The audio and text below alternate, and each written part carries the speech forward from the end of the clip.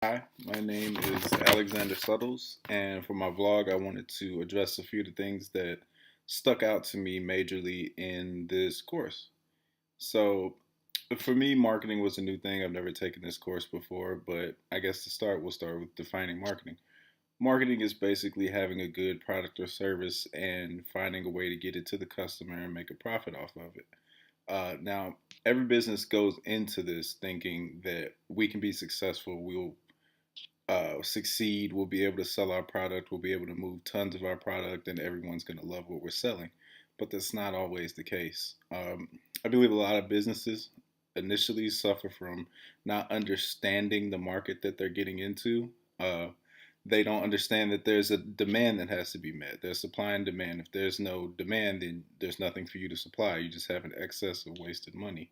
So it would be kind of pointless to be an umbrella salesman in the middle of July in downtown Los Angeles because it's just not going to rain. So, as a person trying to market what I need, maybe selling something more pertaining to the sun, such as sunglasses, sun hats, flip flops, things like that. You want to gear what you're selling towards the people that will want to buy it. So, the environment that you're trying to market to is a major thing that you have to consider before going into business at all, where you're going to do it, what you're going to sell, and who you're trying to sell it to. In every business, you have a social responsibility to stick to your ethics. I don't believe it's always a good thing to have your ethics being at the forefront of what you do. Because the problem is not everyone that you're trying to market to or trying to sell things to is going to agree with you. I'll take the recent Gillette commercial, for example. Gillette was trying to show that they support against toxic masculinity, and in the end ended up offending some of their customers and may have lost business over it.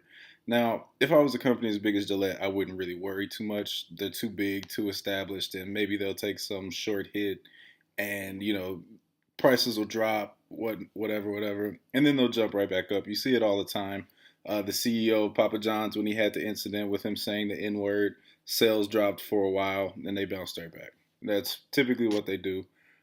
Things are so trendy these days because everything's run through mobile and media, and if it's popular and hashtagable, and then that's what everyone's talking about. And you definitely want to be at the forefront of that, but you don't want to be at the forefront of that for the wrong reason. You don't want to be a laughing stock. You want to be at the front of it because you have a great product. So the market's always consumer driven. If there's no demand, then there's no supply. There's no reason to have it there. And I think the best way for a company to be tapped into it is the internet. You have to look to see what people are talking about. What's the new thing coming out? What's popular? How can you mimic a product and be profitable while not infringing on copyrights and things like that? Like, let's take like Beats for example. They have plenty of headphones like Beats that aren't the exact same, but they market them to a different area. Beats are more expensive. There are some that are cheaper that may even be a higher quality, but it's a need. They're filling a need. People need headphones. People need headphones for the gym, and so they market things like those to people from the gym. Even The Rock now has a pair of headphones that he's selling that are shaped just like Beats. Uh, and you have to continue to innovate. That's a big thing too. The new product development is very important. Just because the world changes around you, it changes as you go. Things that were relevant back in the day just aren't anymore. Um, now back in the day we had fax machines, we had giant desktop computers, we had all these things that would make the world go round, albeit extremely slowly. And now we have supercomputers in our pockets. We've got cell phones that can process 10, 30,000 times better than what they were when they were originally being utilized. Uh, so if your company comes out with something, it always needs to continue to grow. The product needs to change. You need to listen to the customers. That's one of the big things. You see it with companies like Snapchat. Snapchat got really popular. They blew up, had their IPO, and then they updated their app, trying to continue with the trends, trying to stay trendy, trying to stay new, trying to reinvent themselves, and they ended up making their customers not like it, and they took a hit as a result. And in that situation, you kind of have to back up and relook at it. Like, we made this mistake. How can we prevent that in the future? Maybe more testing. Maybe we give a beta. of it to a lot more people so they can see it and they can point out the mistakes and they can say, I like this and I like that. But product development should definitely be centered around customers, is what I believe, uh, and pricing as well. So if this year's biggest video game was Fortnite, uh, it made 3.8 billion in 1 year. Now, Fortnite wasn't voted the best for gameplay or anything like that. It's not the game of the year for everyone. It was in some categories, but the appeal of Fortnite was A, it was free. Everyone loves free. B, it went along with the trends. There were a lot of dances. They knew how to market well. They marketed well to their demographic. They marketed well to kids and, that generation. And that's why they were successful. They offered the microtransactions as well.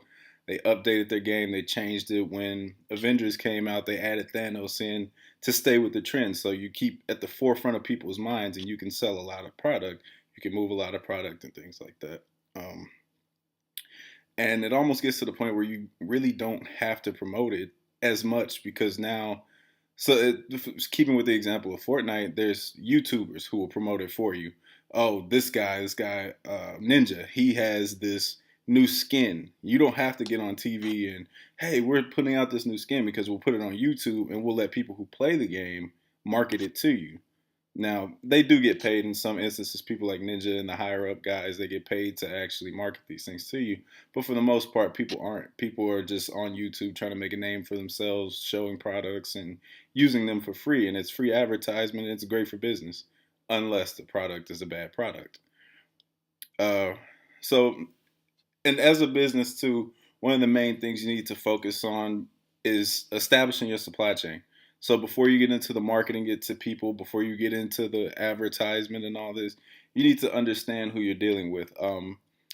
The problem could become that you have this great product that you're ready to supply to people, but you can't get the supplies to build the product. When I worked for SpaceX, I was told that initially about, I want to say they said 70% of their products came from outside of SpaceX. But once they realized that they didn't want to count on these outside suppliers, they started doing everything in house. But everyone doesn't have that luxury. A company like SpaceX has all the money in the world, but not everyone has that.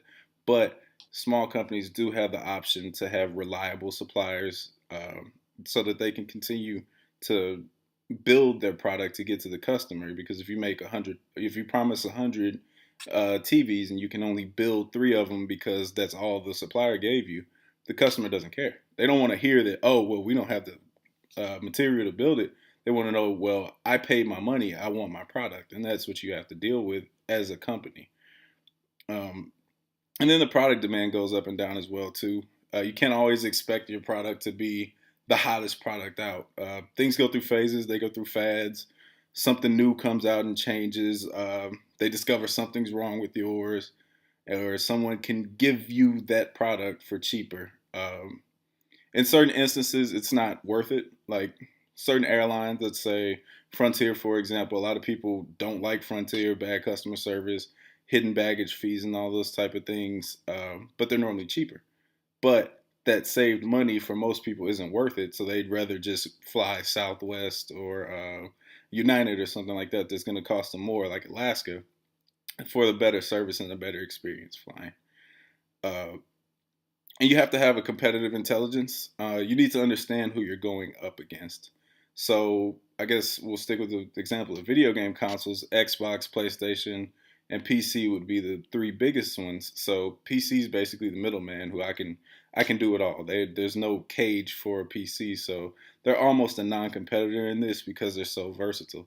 But PlayStation and Xbox, so what you do as a PlayStation Xbox, you say, okay, we're going to have similar games, but at the same time, we need to have exclusives. Xbox has Halo that attracts its crowds to buy an Xbox specifically.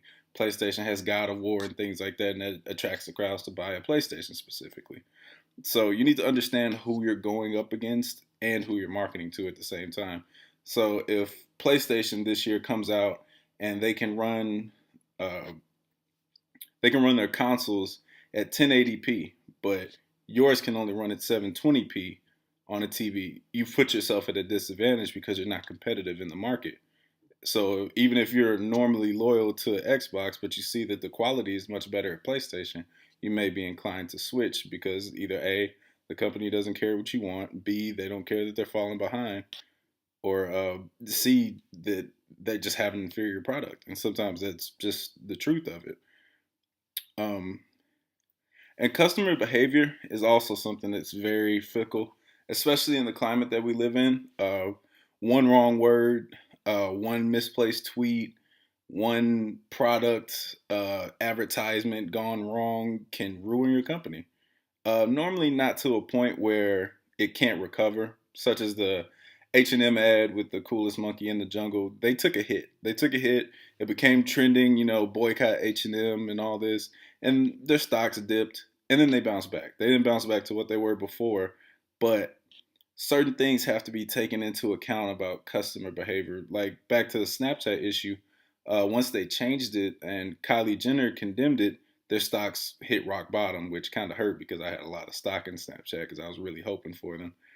Um, but your buyer behavior is fickle, and as a business, you have to understand that maybe you'll have 3 months where you're positive $10,000, and then for the next six, you're down $20,000. But you have to be ready for the storm. It may come, it may not.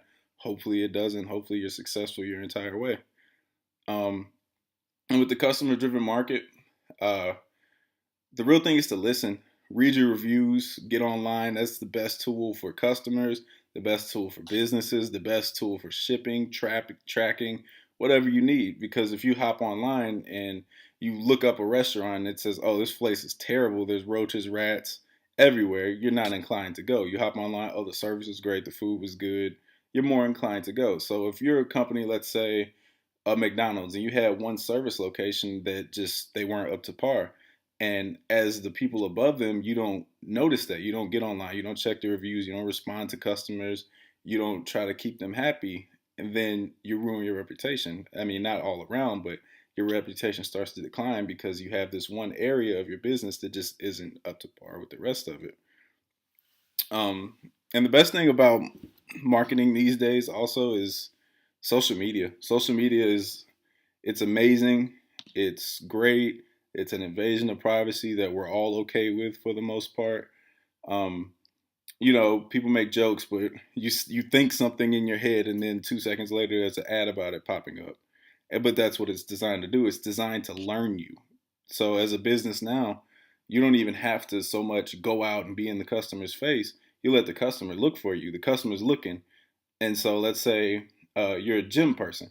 You look up a protein, and then the next day you start seeing squat shoes being marketed to you, or you start seeing like amino acids being marketed to you because that's your niche. That's what they know other gym people want, so they bring it to you as well. Um, so I'm gonna wrap it up. But I actually really appreciated this class. I learned a lot about marketing, trying to understand the customer and how valuable it is to communicate and to ensure that you're delivering a quality product. Because at the end of the day, that's what you need to do. Let your reputation speak for itself. Then the social media will take over. The reviews will take over. Your reputation will grow by word of mouth. And that's really all you can do. But I really enjoyed this class, and thank you guys for listening.